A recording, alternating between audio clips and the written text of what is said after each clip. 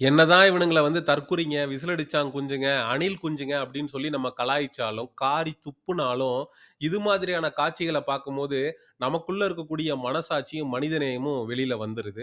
அப்ப இவனுங்களுக்கு ஆதரவாகவும் பேசக்கூடிய ஒரு சூழலும் உருவாகுது. அதாவது விஜய் ஒண்ணும் வானத்திலிருந்து குதிச்ச ஒரு தேவ தூதுவன் அல்ல. அவர பார்க்கிறதுக்கு இவ்ளோ அவசரமும், இவ்ளோ பெரிய கஷ்டமும், மெனக்கெடலும் ஒருத்தன் பண்ணணுங்கிற தேவையில்ல. ஆனா அதையும் மீறி பண்றான் அப்படிங்கிறது, அவனுடைய தவறு தான். அவன் மேல தப்பு இருக்கு. அத நம்ம இல்லேன்னு சொல்லல. ஆனா, ஒரு ரசிகன் வந்து விஜய் அவர்கள சூழ்ந்து கிட்ட வர்றான் அப்படின்னா, அத தடுப்பதற்கான, விஜய பாதுகாப்பதற்கான உரிமை வந்து இங்க அவன விஜய சுற்றி இருக்கக்கூடிய பவுன்சர்ஸ்க்கு, பாதுகாப்பாளர்களுக்கு இருக்கு. அதுல மாற்று கருத்து இல்ல. ஆனா, ஒருத்தன எத்தி கீழ தள்ளி விடுறதுக்கு உங்களுக்கு என்னடா உரிமை இருக்கு? ஏன்டா கிட்டத்தட்ட 12 அடி இருக்கும்டா.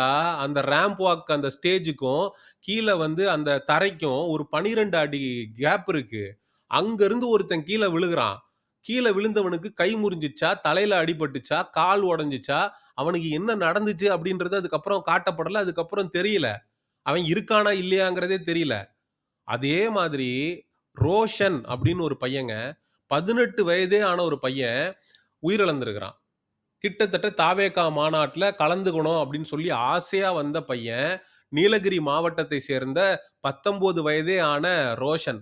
மாநாட்டு திடல்லயே வந்து அவனுக்கு வந்து மூச்சு திணறல் வந்து ஏற்பட்டுருச்சு. ஏற்பட்டு மயங்கிட்டான்.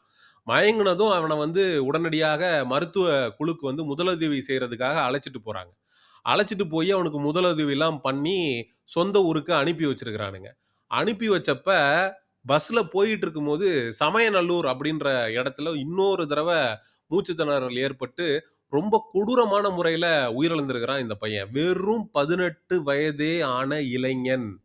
இந்த ரோஷன் அப்படின்றவனுக்கு குடும்பம்னு ஒண்ணு இருக்கா இல்லையா? அந்த ரோஷனுடைய குடும்பத்திற்கு விஜய் என்ன பதில் சொல்லப் போறாரு? எங்கேயோ ஒரு மூலையில அ இருந்த காளி கோயில் காவலாளி அஜித்குமார் வந்து 5 காவலர்களால அடித்து படுகொலை செய்யப்படுறாரு. அவருடைய வீட்டுக்கு போயி அவங்களுடைய தாய சந்திச்சு, தம்பிய சந்திச்சு ரூ. 2,00,000 நிதி குடுத்துட்டு வரத் தெரிஞ்ச விஜய், இதே ரோஷனுடைய இறப்பிற்கு இரங்கல் செய்தி தெரிவிப்பாரா? ரோஷனுடைய வீட்டுக்கு போவாரா? நிதியுதவி வழங்குவாரா? நீ நிதியுதவி வழங்குறது, கிழிக்கிறதெல்லாம் 2வதா இருக்கட்டும். முதல்ல இவன் செத்ததுக்கு நீ வருத்தப்படுவியா? சத்தியமா படமாட்ட. இதே மாதிரி ஸ்ரீவில்லிபுத்தூர்ல உன்னுடைய மதுரை மாநாட்டுக்கு உனக்காக உழைக்கணும்னு மேல ஏறி பேனர் வைக்கிறேன்னு சொல்லி போன ஒரு பையன், அவன் வெறும் 19 வயசே ஆன இளைஞன், கரண்ட் அடிபட்டு துள்ள துடிக்க செத்து போனான். என்ன பண்ண? ஒரு 2 நிமிடம் நம்ம கட்சி தொண்டன் ஒருத்தன் செத்துட்டான். ஒரு 2 நிமிடம் மௌன அஞ்சலி செலுத்திட்டு நம்ம இந்த மாநாட்ட ஆரம்பிப்போம் அப்படின்னு நீ ஆரம்பிச்சிருந்தா, நீ உண்மையான தலைவன். இப்ப 18 வயசு பையன் செத்து போய்ட்டானே! இவனுக்கு வந்து நீ இரங்கல் செய்தி தெரிவிச்சிருந்தா, அவங்க பெத்தவங்கள கூப்பிட்டு நீ பேசியிருந்தா, "ஐயா! நீ வேணாம்யா. நீ ஒரு சோம்பேறி. பனையூர்லயே படுத்து கிடப்ப. அவங்க பெத்தவங்கள நீங்க எல்லா காரியத்தையும் செஞ்சு முடிச்சுட்டு நீங்க பனையூருக்கு கிளம்பி வாங்க. உங்க குடும்பத்த நான் பார்த்துக்கிறேன். உங்களுக்கான நிதி உதவிய நான் வழங்குறேன்." அவன் யாரோ கிடையாது. உன்ன தேடி உன்ன பார்க்கணும் அப்படின்னு சொல்லி வந்த உன்னுடைய தொண்டன் தானே! அப்போ "ஒரு பானை சோற்றுக்கு ஒரு சோறு பதம்" அப்படிங்கிற மாரி நீங்க சொல்லலாம். லட்சக்கணக்கான தொண்டர்கள் வராங்க. ஒவ்வொருத்தனுக்காகவும் விஜய் வந்து வருந்திட்டு இருக்க முடியுமா? வருந்தணும்டா. அவன் தான்டா தலைவன். "என் நெஞ்சில் குடியிருக்கும்" அப்படின்னு சொல்லி வாய் கிழிய பேச தெரியுதுல்ல. இப்ப செத்து போனானே, இந்த 18 வயது இளைஞன் ரோஷன் வந்து நெஞ்சில் குடியிருக்கக்கூடிய ரசிகன் இல்லையா? ஸ்ரீவில்லிபுத்தூர்ல செத்து போனானே 19 வயசு இளைஞன். அவன் வந்து வந்து நெஞ்சில் குடியிருக்கக்கூடிய ரசிகன் இல்லையா? அப்ப வாய் கிழிய பேச வேண்டியது, சமூக பிரச்சனை. சமூக பிரச்சனைக்கெல்லாம் போய் நிக்கிறல்ல. உன் ரசிகனுடைய பிரச்சனைக்கு என்னைக்கு நீ போய் நிக்க போற? முதல்ல உன் ரசிகனையே நீ வந்து ஒழுங்கா கவனிக்கல, ஒழுங்கா வந்து நடத்தல, அவைங்களுக்கான விஷயங்கள நீ பண்ணல அப்டின்னா, நீ அடுத்தவனுக்கு வந்து நின்னு என்னத்த கிழிச்சிற போற? நீ போய் நிக்கணும்னா, அது தமிழ்நாடு முழுக்க வந்து ஒரு மிகப்பெரிய அரசியல் அட்டென்ஷன் பெறணும். ஒரு மிகப்பெரிய பரபரப்பு ஏற்படணும். மக்களால பேசப்படணும். தளபதி குரல் கொடுக்க மாட்டாரா? அப்டின்னு எல்லாரும் ஏங்கணும். அந்த நிமிஷத்துல தான் நீ வந்து உள்ள நிப்ப. மீடியா அட்டென்ஷன் கிடைக்கும். மக்கள் நம்மள பத்தி பேசுவாங்கன்றதுக்காக உள்ள வருவ. ஆனா உன் ரசிகன் ஒருத்தன் செத்தான்னா, நீ கண்டுக்க கூட மாட்ட, சீண்ட கூட மாட்ட. இதுதான் விஜய் அவர்களுடைய உண்மை முகம். நேற்று நடந்து முடிந்த தாவேகாவின் 2வது மாநில மாநாட்டில் 1000த்திற்கும் மேற்பட்ட தாவேகா தொண்டர்கள் ஒன்றாக கூடி, "சீமான் ஒழிக! சீமான் ஒழிக!" அப்படின்னு சொல்லி கோஷமிட்டது நம்ம எல்லாருக்குமே தெரியும். அந்த 1000த்தில் ஒருவனாக உயிரிழந்த ரோஷன் அவர்களும் இருந்திருக்கலாம். அந்த ரோஷன் அவர்களுக்கு ஆதரவாக பேசக்கூடியது இதே சீமான் தம்பி தான்டா. இப்ப வரைக்கும் தாவேகாவுக்கும், விஜய்க்கும் முட்டுக் குடுக்கக்கூடிய யூடியூப் சேனல்ஸ் எவனாவது ஒருத்தன் எடுத்து, இந்த மாரி 18 வயதே ஆன ரோஷன் வந்து உயிரிழந்துட்டான். 19 வயதே ஆன ஒரு இளைஞன் ஸ்ரீவில்லிபுத்தூர்ல கரண்ட் அடிச்சு செத்து போயிட்டான். அப்படின்னு சொல்லி எவனாவது ஒருத்தன் வாய தொறந்து பேசினானா? ஏன்னா, இவனுங்கள பொறுத்தளவுக்கு உயிரு அப்படிங்கிறது மயிரு. தாவேகாவுடைய தலைமையும் அப்படிதான் நினைக்குது. தாவேகா தலைமைக்கு கீழ செயல்படக்கூடிய இந்த தற்குறிகளும் அப்படிதான் நினைக்கிறானுங்க. இவ்வளோ கஷ்டப்பட்டு, கேவலப்பட்டு, அசிங்கப்பட்டு போய் பார்க்கறதுக்கு விஜய் என்ன அவ்ளோ பெரிய ஆளாடா?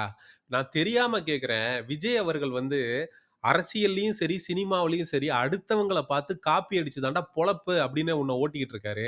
விஜய் அவர்கள் வந்து ஒரு அவித்த நெல் கதைய சொல்றாரு. அதான் அந்த கதைய வந்து நான் சுருக்கமா சொல்றேன். அதாவது ஒரு ராஜா வந்து தனக்கு வந்து ஒரு தளபதிய, ஒரு இளவரசன உருவாக்கணும்னு நெனைக்கிறாரு. அப்படி நெனைக்கும்போது, ஒரு 10 பேர்கிட்ட விதை நெல்ல குடுத்து அனுப்புறாரு.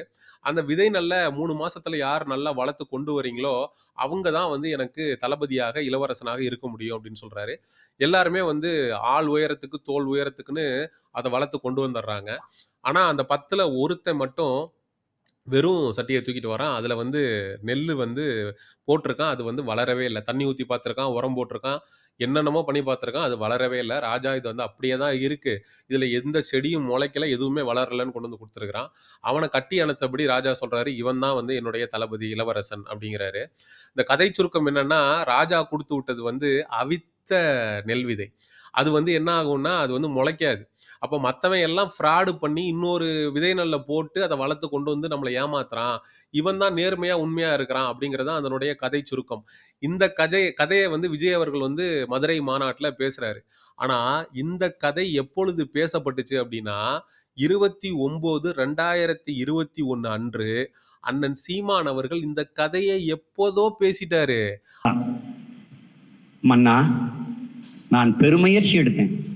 காலை மாலை இருவேளையும் இதுக்கு தண்ணீர் வைத்தேன், இதுக்கு உரம் வைத்தேன், தண்ணீர் விட்டேன். ஆனாலும் இந்த சட்டியில இந்த விதை முளைக்கவே இல்லையே மன்னா, நான் என்ன செய்யறதுன்னு சொல்றான். அப்படியே அவனை இருக கட்டி பிடிச்சு இந்த நாட்டிற்கு இளவரசன் கிடைத்து விட்டான்னு அவனை தூக்குறாரு. எல்லாரும் வேகிற என்னடா முளைக்கவே இல்லை, வெறுஞ்சட்டி வச்சிருக்கிறோட போய் கட்டி பிடிக்கிறா அப்படின்னு. அவர் மன்னர் சொல்றாரு, நீங்கள் எல்லோரும் ஏமாற்றுக்காரர்கள், இவன் ஒருவன் மட்டும்தான் உண்மையானவன். ஏனென்றால் நான் உங்களுக்கு கொடுத்த விதைகள் எல்லாம் அவித்த விதைகள், அது எப்படி முளைக்கும்? அண்ணன் சீமான் அவர்கள் திருப்பத்தூர்ல நடந்த கூட்டத்துல இந்த கதையை பேசி கிட்டத்தட்ட 4 வருஷம் ஆகுது. அப்ப அண்ணன் சீமான் அவர்கள்ட்ட இருந்தே காப்பி அடிச்சுட்டு, நீ வந்து சிங்கம் அப்படிங்கிற மாரியும், நாங்க வந்து சிறுநரிங்கிற மாரியும், நீ வந்து நீ வந்து கதை விட்டுட்டு இருக்கியா? அப்ப விஜயுடைய கேவலமான அரசியல, இந்த கருமம் புடிச்ச பேச்ச கேட்கறதுக்கு தான் அவன் அவன் கிளம்பி போயி, ஊருக்கு கிளம்பி போய் நின்னீங்களாடா மாநாட்டுல? அசிங்கப்பட்டீங்களாடா? அவமானப்பட்டீங்களாடா? அவனுங்க தள்ளி விடுறானுங்களே! நீங்கலாம் ஒரு மனுஷனாவே உங்கள மதிக்காம பாட்டில தூக்கி எறியிறானுங்களே! குரங்கு மாரி கேட்ச் புடிச்சு அந்த தண்ணீய குடிக்கணுமாடா அவ்வளவு அவசியமா? அ கையேந்தி சோறு வாங்கி தின்னணுமாடா? ஏன்டா இப்படியெல்லாம் மானத்த வித்தாடா வந்து ஒரு அடிமையாக அப்படி அப்படி ஒரு அரசியல் தேவையாடா நமக்கு? கொஞ்சமாவது வாழுகிற வாழ்க்கைய மானத்தோடும், ஈனத்தோடும் வாழ்ந்துட்டு மறையறது தான் ஒரு மனிதனுக்கு மாண்பு அப்படின்னு சொல்லி இந்த காணொளிய நிறைவு செய்றேன். இந்த காணொளிய எல்லா தாவேகா தற்குறிகளுடைய கண்ணில் படும் வரை கொண்டு சேர்க்க வேண்டியது நாம் தமிழர் கட்சி தம்பிகளுடைய தார்மீக கடமை என்று சொல்லி நிறைவு செய்றேன். நன்றி, வணக்கம். செங்குருதி சேயோனே வங்கோடிய வேலோனே செவ்வளரி தோளோனே எங்குடிய காப்போனே